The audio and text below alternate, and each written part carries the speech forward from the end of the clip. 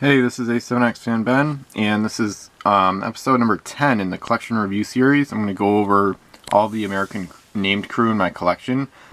Overall, the Americans did not get a good haul of named crew from WizKids. They didn't have a lot of quantity, and even the quality is lower than the other big factions in the game for the most part.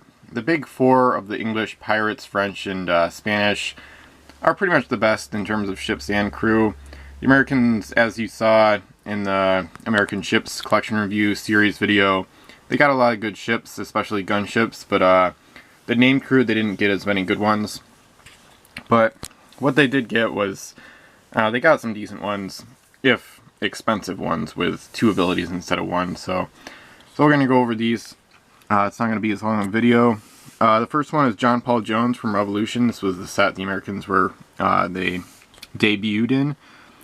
This one is basically same action twice with crew protect for 7 points, which is a pretty standard crew.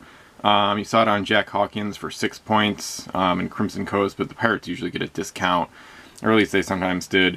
This is a really good crew. It's also a historical crew, of course, which I always like. This is one of their best crew in the game, and we'll see pretty similar crew often coming up soon. Jonathan Hardin is actually a perfect one to combo with John Paul Jones. I'm using both of these guys on the Constitution from Revolution in Vassal Campaign Game 3 right now, because any gunship needs a captain ability, which is Hardin's first ability. Then he's got reroll as well for another 3 points, which is perfect for same action twice, because then you can reroll that, because you're probably not going to get a 5 or 6 most turns. So it dramatically boosts the chances of getting the SAT.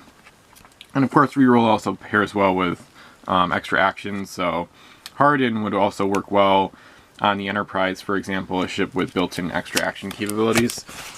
And they didn't really get a lot of quantity. You can see I've got those 2 crew, and then a page of 9, another page there, another page there, and then it goes to the curse. And then I have a few that I'll talk about at the end that haven't been integrated into the binder yet. But continuing with Revolution, we've got Crenshaw.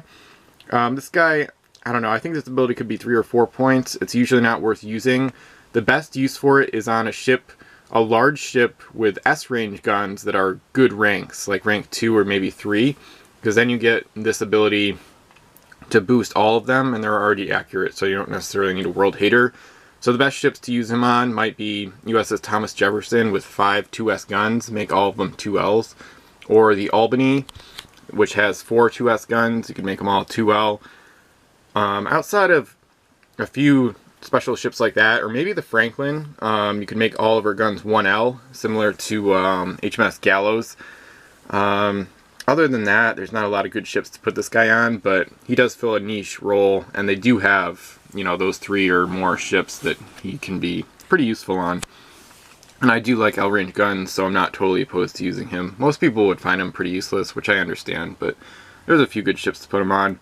Carl Smith is no good. +1 to boarding rolls is worth 2 points, and it should have stayed that way from Spanish Main. I don't know why they jacked the cost up only a couple sets later, but it's just too bad.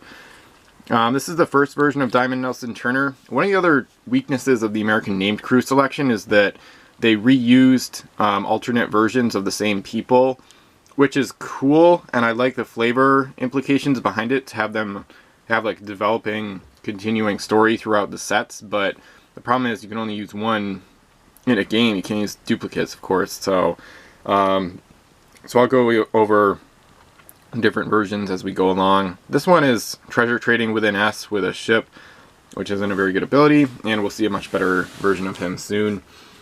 Kikawa ignores terrain, pretty basic crew. I'm using her on the President, in which is a pretty quick 4-masted schooner in CG3. Recently hired, but not too exciting. This guy is, you could make a solid case he might be their best name crew, one of the best, no doubt. Very similar to, what's his face, John Paul Jones here. He basically has the same thing, but extra action instead of SAT, same action twice, for the same cost. This is a really good, cost-effective crew. Basically the same as Captain Mission, the pirate crew, but take a tour is one of the best American named crew, and one of the first ones I got. He's one of their best. So a great crew for any gunship. I'm thinking like the Concordia, Constitution, Stevens, ships like that. And especially good when you either have reroll and or a lot of other crew to protect, so that first ability of not having them eliminated gets even more usage. William Eaton is the next one. This guy is a Marine. Gets +1 against the Barbary Corsairs.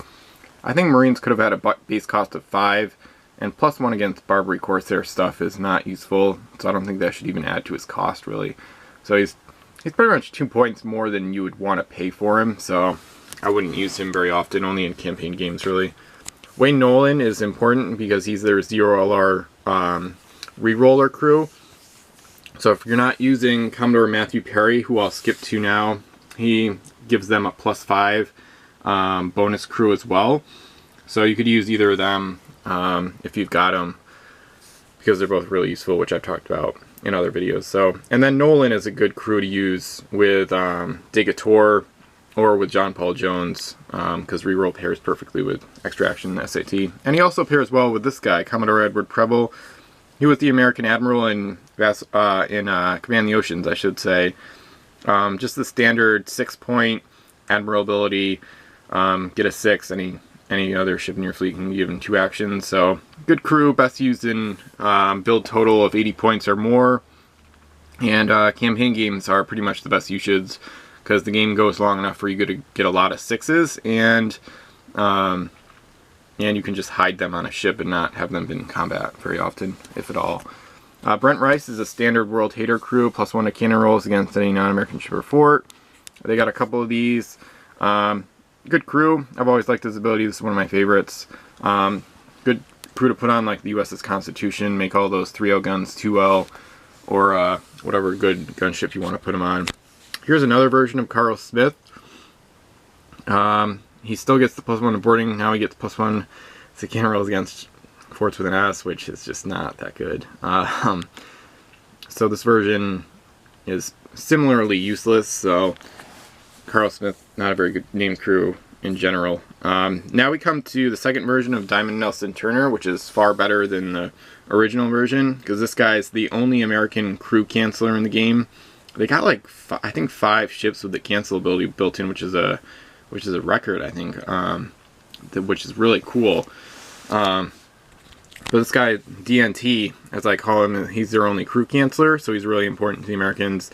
This is this and the previous crew and the next one. These are from the Barbary Coast, promo set or whatever.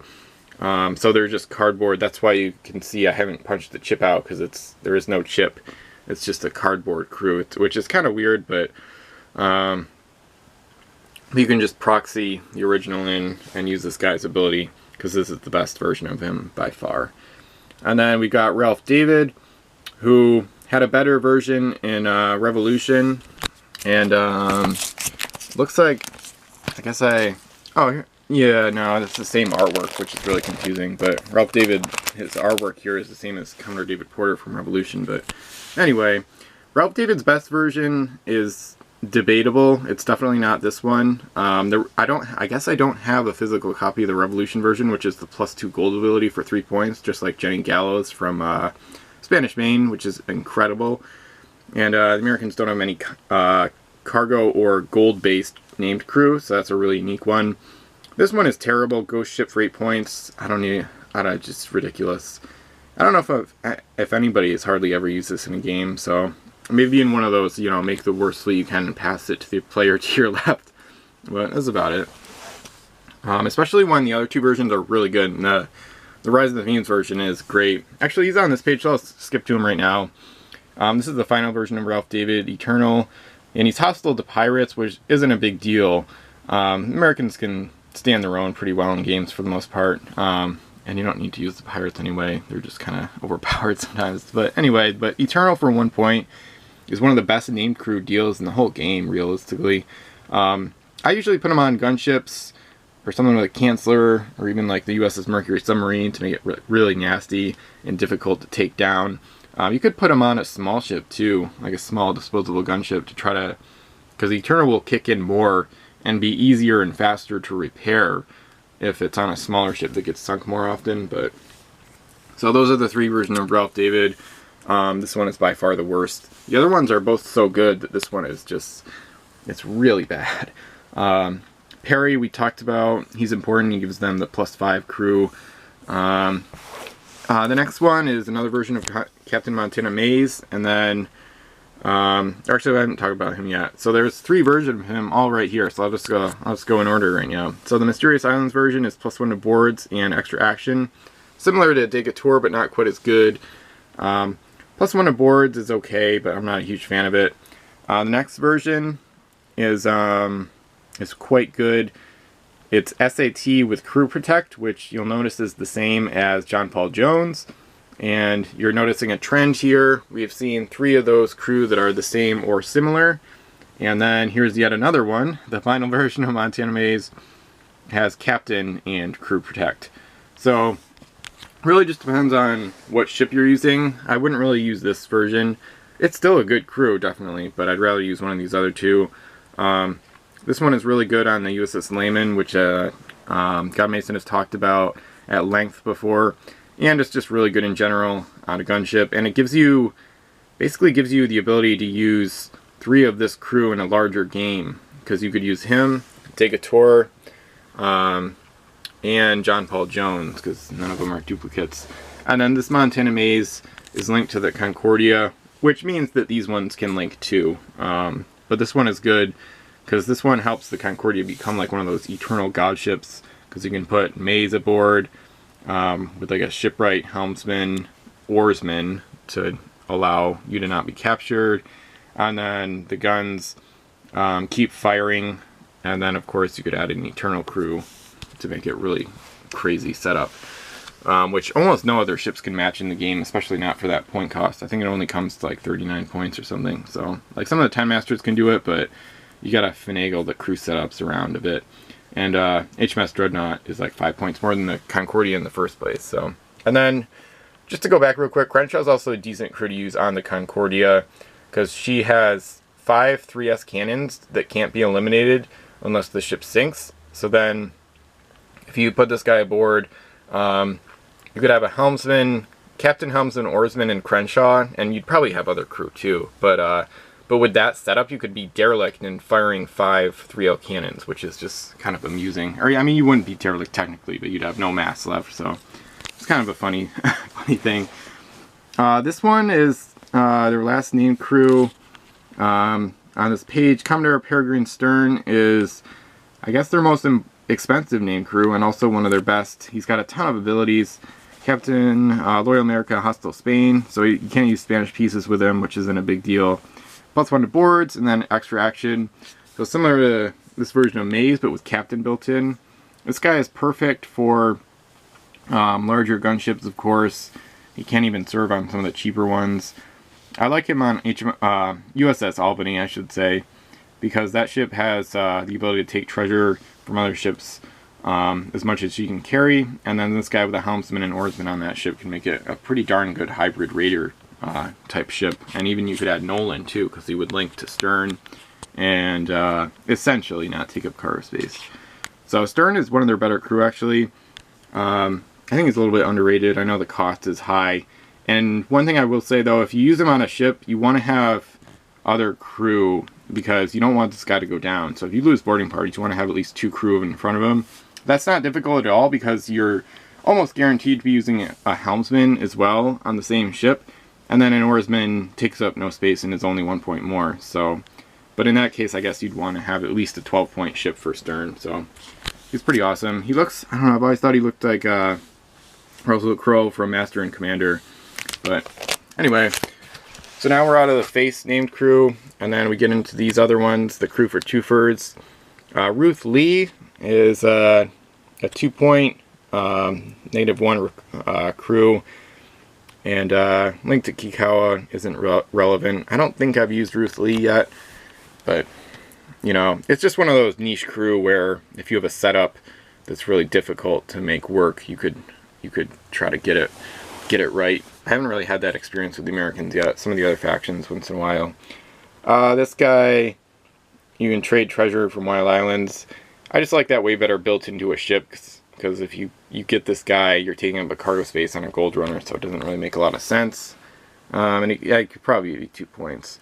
Gus Schultz, I think this is a 2-point ability. I think that's what it was in Spanish Main or Crimson Coast, but yeah, he's just too expensive. And then we'll see a better version of him, of course, too. Actually, I don't think we will, because I don't see it on this page, but the later version of Gus Schultz is Eternal for 2 points. So he doesn't have the hostile pirate that Ralph David has here.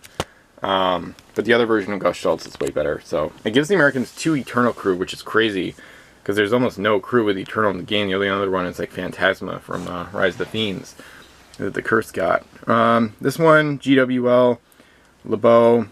This is more of a cursed ability, an L mover, as they call it.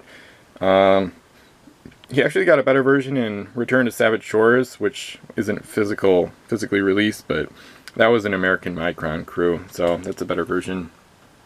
This is another World Hater, just like Brent Rice. So, good crew. He has another version right here, actually. I'll skip to this one. Captain with +1 in boarding rolls and then +2 against sea monsters. It's a solid crew, but I'd still rather have World Hater for the most part. It just depends on what fleet you're going with. Shinji Smith can shoot at submarine ships with an S-ver. Solid ability, better just use a canceller, which they have plenty of, but if you're facing tough subs like the Mobilis or the Nautilus, this guy could be a solid one to bring along. So it just depends on your opponent and how big the game is. So he's better in campaign games where you already know you're facing submarines. So like I'm using him on one of my American ships in CG3 because it curses a bunch of other submarines, and they're the next biggest fleet after the Americans. This is the final version of Diamond Nelson Turner. He's really expensive, and you can roll d6 every time it's given an action. But it's kind of deceiving because you can't use this on every cannon roll during a shoot action. The Pirate Code explains it if you want to look it up, but you can basically use it like once for each thing. Like you could use it, you could roll 2d6 for a ram, 2d6 for a board, and stuff like that. So it's a little bit deceiving. So yeah, I don't know. As a result, it's overpriced for what it can do. So it's not a great ability really. It's just really expensive for what you get. And then finally, this is just a page that I haven't integrated into the binder yet because I have like, what is that, like 19, I got like this page, so I have like random crew that I haven't integrated yet, and it's not really worth taking all the crew out just to put one page into the faction areas. So these are the more recent acquisitions for me. Commodore David Porter, Captain with Broadsides Attack, not a great combo abilities. Broadsides Attack kind of waste of points. I like him on USS Emerald because she's got a defensive ability and 2 2S cannons. So then broadsides hits 2/3 of the time, and you get 3 hits instead of 2 if your die roll goes well. And then you don't have to shorten the range of the cannons because they're already S range. So a decent crew on the right ship, but usually a waste of points. Beaver Brown, +1 to cannon rolls against Vikings. Just awful. Should be 1 point. I mean, nobody uses the Vikings regularly for the most part. And even if they did, it's just not worth 3 points at all. So 1 point. And then last one, Jonas Richmond, Captain, and then +1 to cannon rolls against the Cursed. I'm using him in CG3 because I know I have to face